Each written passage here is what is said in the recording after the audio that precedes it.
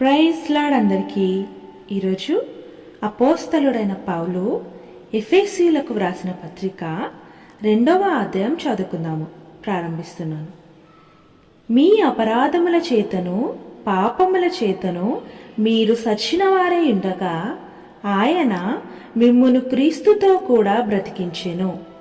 మీరు వాటిని చేచు వాయుమండల సంబంధమైన అధిపతిని అనగా అవిధేయులైన వారిని ఇప్పుడు ప్రేరేపించు శక్తికి అధిపతిని అనుసరించి ఈ ప్రపంచ ధర్మము చొప్పున మునుపు నడుచుకొంటిరి. వారితో కలిసి మనమందరమును శరీరము యొక్కయు మనస్సు యొక్కయు కోరికలను నెరవేర్చుకొనుచు మన శరీరాశలను అనుసరించి మునుపు ప్రవర్తించుచు కడమ వారి వలనే స్వభావ సిద్ధముగా దైవోగ్రతకు పాత్రులమై ఉంటిమి. అయినను దేవుడు కరుణా సంపన్నుడై ఉండి మనము మన అపరాధముల చేత సచ్చిన వారమై ఉండినప్పుడు సైతము మన ఎడల చూపిన తన మహాప్రేమ చేత మనలను క్రీస్తుతో కూడా బ్రతికించెను. కృపచేత మీరు రక్షింపబడి ఉన్నారు. క్రీస్తు యేసునందు ఆయన మనకు చేసిన ఉపకారము ద్వారా అత్యధికమైన తన కృపా మహదైశ్వర్యమును రాబోవు యుగములలో కనపరచు నిమిత్తము క్రీస్తు యేసునందు మనలను ఆయనతో కూడా లేపి పరలోకమందు ఆయనతో కూడా కూర్చుండబెట్టెను. మీరు విశ్వాసము ద్వారా కృపచేతనే రక్షింపబడి ఉన్నారు. ఇది మీ వలన కలిగినది కాదు, దేవుని వరమే. అది క్రియల వలన కలిగినది కాదు గనుక ఎవడునూ అతిశయపడ వీలు లేదు.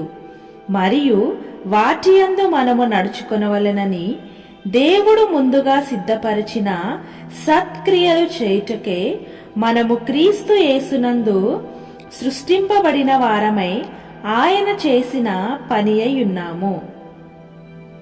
కాబట్టి మునుపు శరీర విషయములో అన్యజనులై ఉండి శరీరమందు చేతితో చేయబడిన సున్నతి గలవారు అనబడిన వారి చేత సున్నతి లేని వారనబడిన మీరు ఆ కాలమందు ఇశ్రాయేలుతో సహపౌరులు కాక పరదేశులను, వాగ్దాన నిబంధనలు లేని పరజనులను, నిరీక్షణ లేనివారును, లోకమందు దేవుడు లేనివారునై ఉండి క్రీస్తుకు దూరస్తులై ఉంటిరని మీరు జ్ఞాపకము చేసుకొనిడి.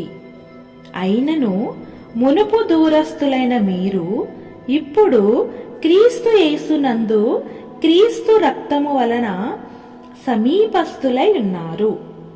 ఆయన మన సమాధానమై ఉండి మీకును మాకును ఉండిన ద్వేషమును అనగా విధి రూపకమైన ఆజ్ఞలు గల ధర్మశాస్త్రమును తన శరీరమందు కొట్టివేయుట చేత మధ్య గోడను పడగొట్టి మన ఉభయులను ఏకము చేసెను. ఇట్లు సంధి చేచు ఈ ఇద్దరిని తన యందు ఒక్క నూతన పురుషునిగా సృష్టించి తన శిలువ వలన ఆ ద్వేషమును సంహరించి దాని ద్వారా వీరిద్దరినీ ఏక శరీరముగా చేసి దేవునితో సమాధానపరచవలెనని ఇలాగు చేసెను గనుక ఆయనయే మనకు సమాధానకారకుడై ఉన్నాడు. మరియు ఆయన వచ్చి దూరస్థులైన మీకును సమీపస్థులైన వారికిని సమాధాన సువార్తను ప్రకటించెను. ఆయన ద్వారానే మనము ఉభయులము ఒక్క ఆత్మయందు తండ్రి సన్నిధికి చేరగలిగి ఉన్నాము.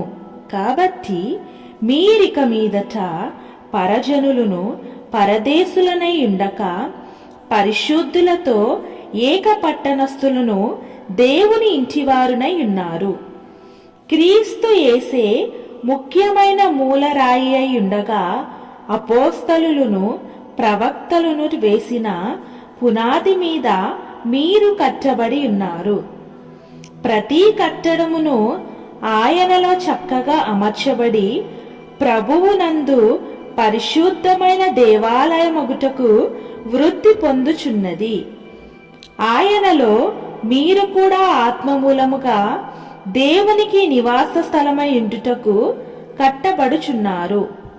ఆమేన్. ప్రభువైన యేసుక్రీస్తు వారు ఈ వాక్యమును దీవించి మన జీవితాలలో నెరవేర్చునుగాక.